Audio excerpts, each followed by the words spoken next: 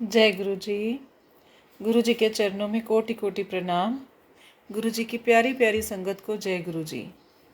शुक्राना गुरु जी महाराज, आपकी कृपा से जो सेवा आपने मुझे बख्शी है मैं उसके लायक नहीं हूँ। अनंतम अनंतम शुक्राना मेरे प्रभु। हे गुरु जी महाराज, मुझे आशीर्वाद दो।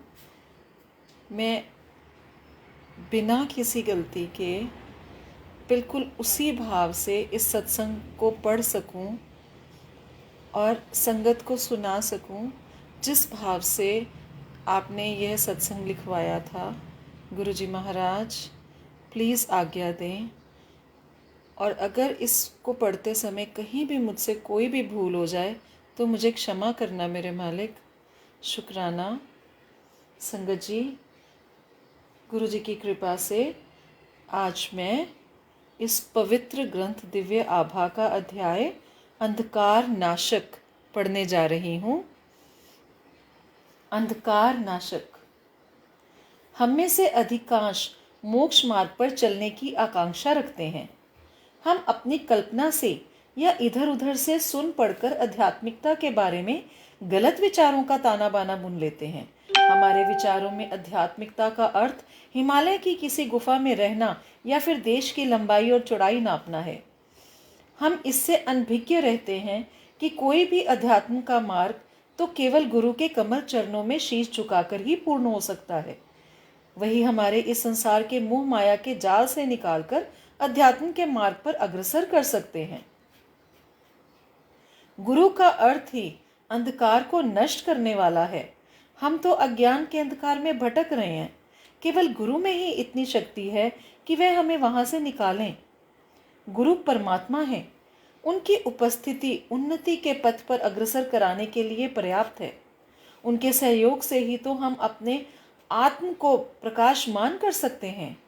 जीवन में उनके सहयोग से ही आध्यात्मिक ज्ञान संभव है।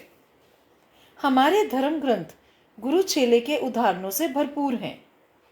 हमारे वह समस्त महापुरुष जिन्हें हमने भगवान सदृश माना है, उन सब ने मर्त्य रूप में इस पृथ्वी पर अवतरित होकर गुरु से शिक्षा ग्रहण करी थी। कृष्ण संदीपन के चरणों में बैठे तो राम ने वशिष्ठ से उपदेश ग्रहण किया।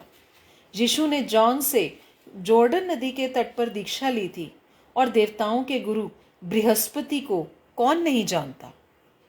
हमारा सौभाग्य है कि हमारी गुरु की खोज में हमें गुरु जी का आशीर्वाद मिला है। वे दिव्यता के मानवीय प्रतिबिंब हैं। वे सर्वत्र सर्वज्ञ और सर्वशक्तिमान हैं। उदारता की बौछार। 1991 में मेरे घुटनों में अभूतपूर्व पीड़ा होती थी। वेदना इतनी अधिक होती थी कि दर्दनाशक औषधियां लेने के बाद भी मैं रात भर सो नहीं पाती थी। मैंने एलोपैथी, होम्योपैथी और घरेलू उपचार सब कर लिए, किंतु व्यथा बनी रही। जब मैंने गुरुजी को इससे अवगत कराया तो उन्होंने रसोई से एक चम्मच मंगाकर मेरे घुटनों पर रखकर एक मंत्र का उच्चारण किया।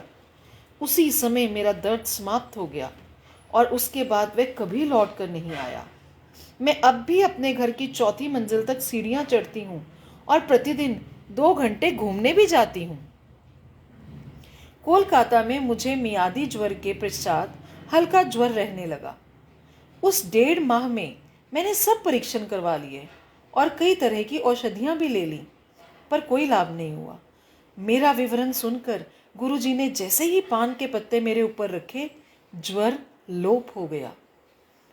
अपने दिल्ली स्थानांतरण के समाचार सुनकर मैं लावण्य प्रतिष्ठान खोलना चाह रही थी, क्योंकि मैंने इसका और बाल संवारने का प्रशिक्षण प्राप्त किया था और पहले एक ऐसे स्थान पर कार्यरत रह चुकी थी, पर गुरुजी ने इसकी अनुमति ही नहीं दी।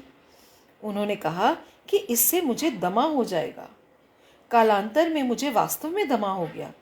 एक दिन मेरी अवस्था इतनी गंभीर हो गई कि मैं अपने जीवन के लिए जूझ रही थी। मुझे सांस लेने में अत्यंत कठिनाई हो रही थी। मुझे प्रतीत हो रहा था कि यह मेरे जीवन का अंत है। मुझे अति शीघ्र चिकित्सालय ले जाया गया। पूरे मार्ग में गुरुजी का चित्र अपने हृदय से लगाकर उनसे अपने जीवन रक्षा के लिए प्रार्थना करती रही।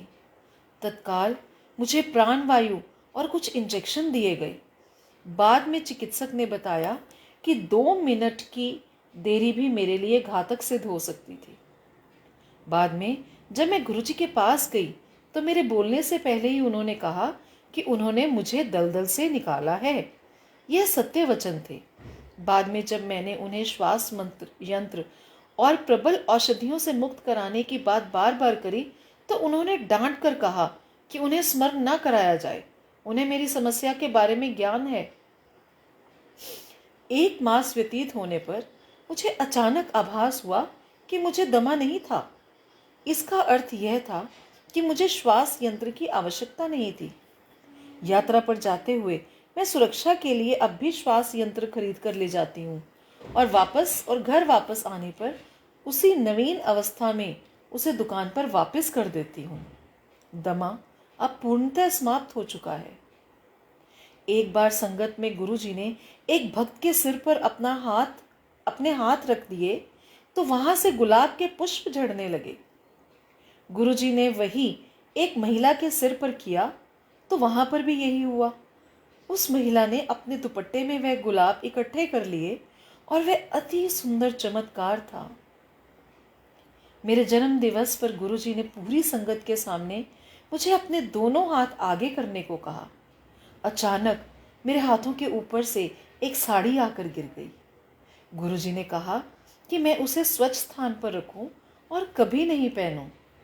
उस साड़ी में से आज 10 वर्ष पश्चात भी गुरुजी की वह विशिष्ट सुगंध आती है।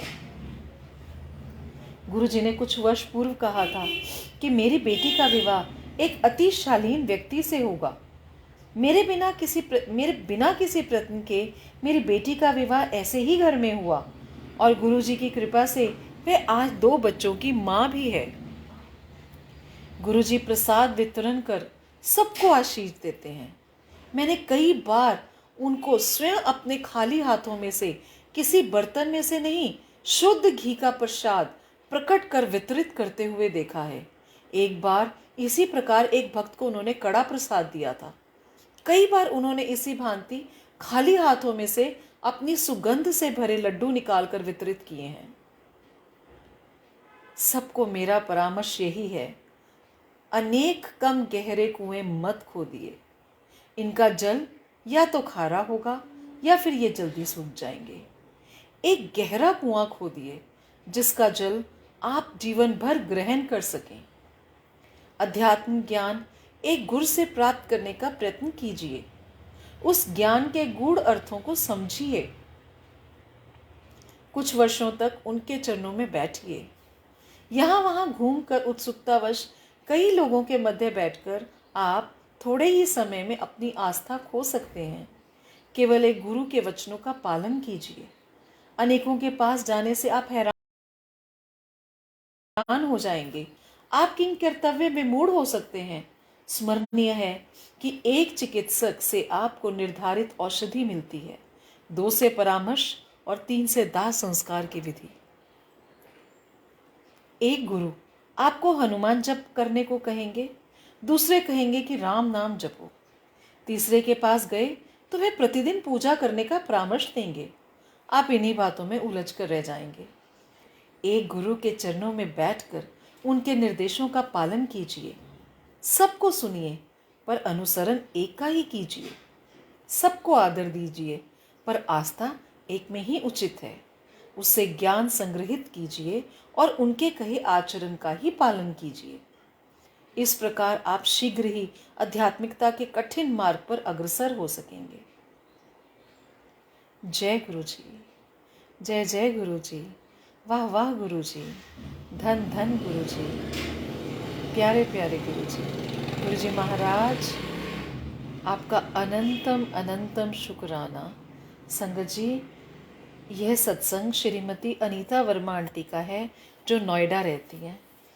हे गुरु जी महाराज, जैसे आपने आंटी पर इतनी कृपा बरसाई, सब दीन दुखियों का दर्द दूर करो मेरे मालिक, सबके कष्ट दूर करो और सबको अपने चरणों में स्थान दो, नाम की दीक्षा दो मेरे प्रभु।